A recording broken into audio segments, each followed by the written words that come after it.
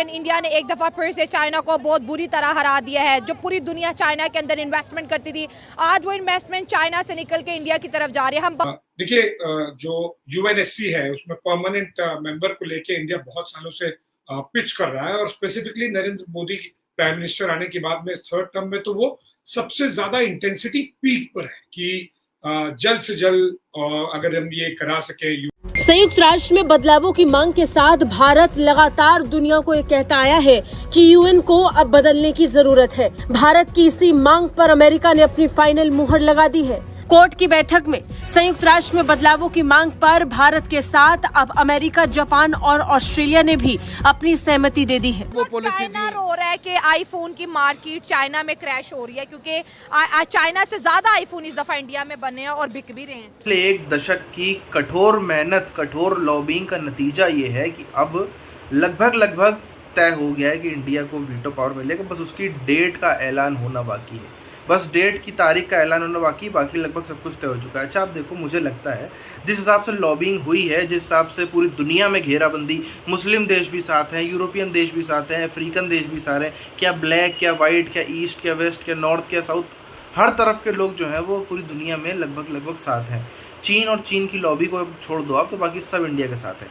ऐसा लगता है मुझे कि मानो लॉबिंग करने की सलाह मोदी जी ने अमित शाह जी से ली, क्योंकि भारतीय राजनीति में देखा है अमित शाह जी की लॉबिंग कितनी ज़बरदस्त रही हो। किसी को भी कब किसको भाजपा का गठबंधन साथी बना ले, कब किस नेता को भाजपा में शामिल करा दें, सोच के परे होता है। वैसे ही चीज़ें कुछ हमको यहाँ पर भी होती नज़र आ रही हैं। अब वहाँ पर सिर्फ अमेरिका नहीं गए हैं मोदी जी, वहाँ पर ऑस्ट्रेलिया और जापान भी मौजूद है, और जितने सब देश हैं इससे चीन की आज जो है वो नींदें उड़ चुकी हैं।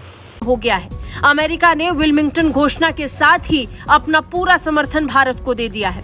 रूस पहले से ही संयुक्त राष्ट्र में भारत को परमानेंट सीट दिलाने के लिए हाथ बढ़ा चुका है। फ्रांस से भी समर्थन है, ब्रिटेन भी भारत के साथ खड़ा है। देखिए, जो यूएनएससी है उसमें परमानेंट मेंबर को लेके इंडिया बहुत सालों से पिच कर रहा है और specifically Narendra Modi prime minister आने के बाद में इस थर्ड टर्म में तो वो सबसे ज्यादा इंटेंसिटी पीक पर है कि जल्द से जल्द अगर हम ये करा सके यूएनएससी का परमानेंट एक्सपेंशन, वो उस पूरे एक उसको लेके चाहे आप लॉबिंग कहिए, उसको लेकर आप चाहे प्रोजेक्शन कहिए, उसको लेकर आप बातचीत कहिए, ये कोर मुद्दा रहेगा। और ये सारे के सारे रिलेशन में जब तक आप मिल के बैठ के बातचीत नहीं करते हैं, एक वार्म थ्रू एनवायरमेंट नहीं क्रिएट करते हैं, तब तक वो चीजें आगे बढ़ नहीं पाती। You can leave it to कोई जॉइंट सेक्रेटरी लेवल पे देख लेगा या एम्बेसडर या हाई कमिश्नर के लेवल पे देख लेगा, वो नहीं हो पाएगा। इसमें से बहुत सारे ट्रिप्स प्रधानमंत्री मोदी ने ऐसे किए हैं जो 30-30, 40-40, 50-50 सालों में पहली बार कोई प्राइम मिनिस्टर इंडिया का मिला, और ये टू वे स्ट्रीट है। ऐसा नहीं है कि खाली प्रधानमंत्री मोदी ही जा रहे हैं।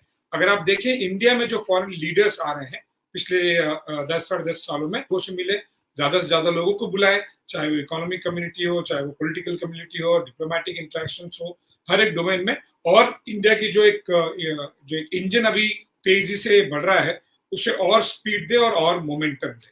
इंडिया ने एक दफा फिर से चाइना को बहुत बुरी तरह हरा दिया है। जो पूरी दुनिया चाइना के अंदर इन्वेस्टमेंट करती थी, आज वो इन्वेस्टमेंट चाइना से निकल के इंडिया की तरफ जा रही है। हम बात कर रहे हैं आईफोन 16 की सीरीज इंडिया के अंदर लॉन्च हो चुकी है और रिकॉर्ड बनाया जी। हजारों लोग एप्पल स्टोर के बाहर लाइनों में खड़े हैं कि हमने जो है आईफोन खरीद के जाना है।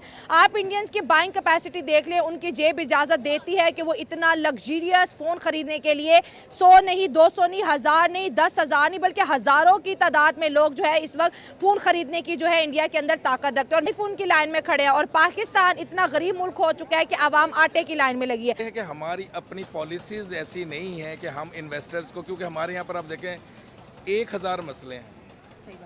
पॉलिटिशियन आते हैं, वो कहता है जी मैं ही सारी ज़िंदगी यहाँ पर बैठा रहा हूँ, अवाम कुछ चाह रही है, पॉलिटिशियन कुछ चाह रहे हैं, तो वो इन्वेस्टर कैसे आएगा? सही बात है। और मीम्स बन रही है कि देखो पाकिस्तानियों, देखो आप आटे की लाइनों में खड़े हो और इंडियंस आईफोन की लाइंस में खड़े हैं। ये जो आपने जो बात की है ना, ये अमेरिका में बहुत पहले हो रहा था। ये तो सर अमेरिका तो सुपर पावर है ना, वहाँ तो एक नॉर्मल ट्रेंड होगा। देखें उनकी, लेकिन परचेजिंग पावर भी तो उनकी जो है, तो वो जो है ना, वो इतनी बड़ी मार्केट है। फिर दूसरी ये है कि एक्चुअली हमें एज ए मुसलमान इसका अफसोस भी, पाकिस्तानी हाँ। एज ए पाकिस्तानी अफसर कि हमारी मईशत के लिए हमने वो पॉलिसीज बनाई नहीं कि हम इन्वेस्टर्स को अट्रैक्ट कर सकें। इंडिया ने वो पॉलिसी चाइना दी। रो रहा है कि आईफोन की मार्केट चाइना में क्रैश हो रही है क्योंकि चाइना से ज्यादा आईफोन इस दफा इंडिया में बने हैं और बिक भी रहे हैं। यही वजह है, देखिए ना, पता है वही बात है, चाइना को टक्कर दे रहे हैं। जी बिल्कुल, आपको पता अब बड़ी जो इकोनॉमी है ना वो चाइना है। हाँ। आप अगर देखिए तो जो मेंशन इंडिया की जो फॉरेन पॉलिसी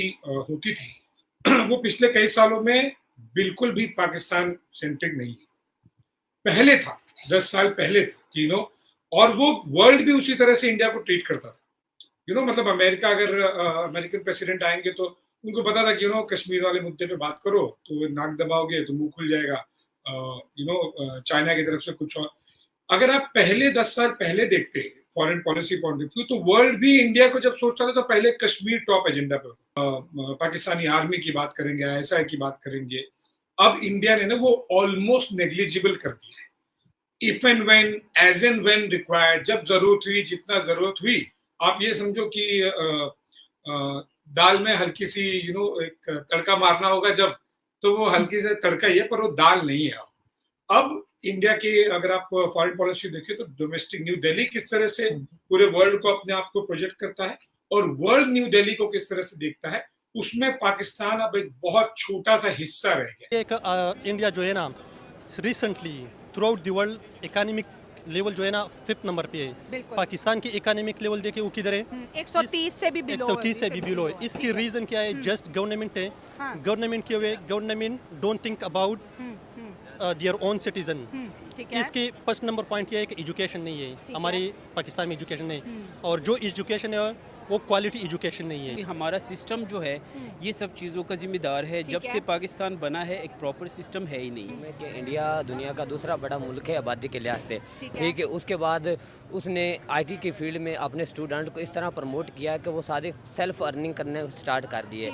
इसमें आप भी सेल्फ अर्निंग करें, मैं भी करूँ, तो मेरी भी ख्वाहिश हो कि मेरे पास भी कोई अच्छा फ़ोन हो, अच्छी गाड़ी हो। तो सबका ड्रीम होता है। सर इतना तो पाकिस्तान के पास बजट नहीं है जितना वो IT से निकाल रहे हैं। तो सब इंडिया ऐसे लग रहा है कि चाइना को क्रॉस करता हुआ दिखाई देगा आने वाले कुछ सालों में।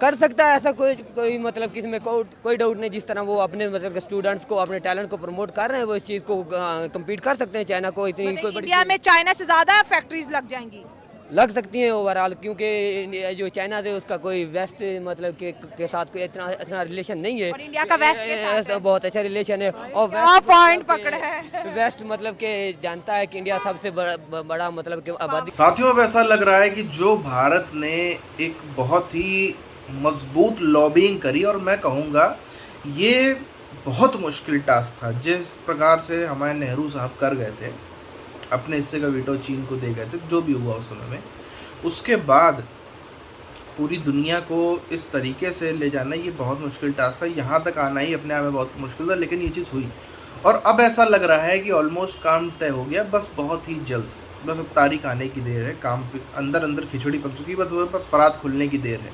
बस परात खुलने का ही जो है वो वेट किया जा रहा है, वो कब खुलती। क्योंकि जो ये आप देखो, ब्रुनेई देश, छोटा सा देश, उसका दौरा हो रहा है, कहीं यूक्रेन का दौरा हो रहा है, कहीं किसी देश का दौरा हो रहा है, कहीं रूस का भी कर रहा है, अमेरिका का भी। ये जो थर्ड टर्म है, इसमें आने के बाद इतनी ज़बरदस्त तरीके से मोदी जी ने जो है अपनी वो खेल पलटा है, इतनी ज़बरदस्त तरीके से लॉबिंग चालू करी है, हर तरफ से वही आवाज़ आ रही है। अच्छा, अब देखो मोदी जी तभी, ये क्या कह लो, अब इवेंट ही ऐसा रखा गया जिसमें मोदी जी तब आ रहे हैं जब जापान और ऑस्ट्रेलिया के पीएम थे, आप कह सकते हो। क्वाड की मीटिंग के बीच में अलग अलग चीज़ें कह सकते हैं, लेकिन बड़ी बात यह है कि जब मोदी जी वहाँ जा रहे हैं तो ऑलरेडी वो सिर्फ अमेरिका नहीं है, बट वहाँ पे वो जापान और ऑस्ट्रेलिया भी दोनों साथ साथ में मौजूद हैं। इस वजह से अगर आप देखो पिछले 10 सालों में जो दौरे हुए हमारे अलग अलग देशों में, चीन मतलब कितने ही ऐसे देश हैं, उसमें से 95% ऐसे हैं जो मानते हैं इस बात को कि हाँ भाई, जहाँ जहाँ दौरे हुए 95% ऐसे हैं जो कहते हैं कि हाँ भाई, मिलना ही चाहिए वीटो इंडिया को। यूके आप देखो जिस तरीके से अपना वीटो का यूज़ ही नहीं कर रहा है, दशकों बीते जा रहे यूज़ ही नहीं कर रहा है, तो ऐसे वीटो की ज़रूरत क्या है फिर, है? जब आपको इस्तेमाल ही नहीं करना है तो आपके पास मर्सिडीज़ खड़ी है, उसका क्या काम है? जब आपको चलना साइकिल पर ही है तो दुनिया वो भी कह रही है अलग अलग बातें। अफ्रीका को लग रहा है कि भाई हमको तो मिलने से रहा, लेकिन हाँ इंडिया को मिल जाएगा तो हमको कहीं ना कहीं उसकी सहूलियत मिलेगी। साउथ ईस्ट एशिया को भी यही लग रहा है। तो लॉबिंग बहुत ज़बरदस्त तरीके से करी गई है।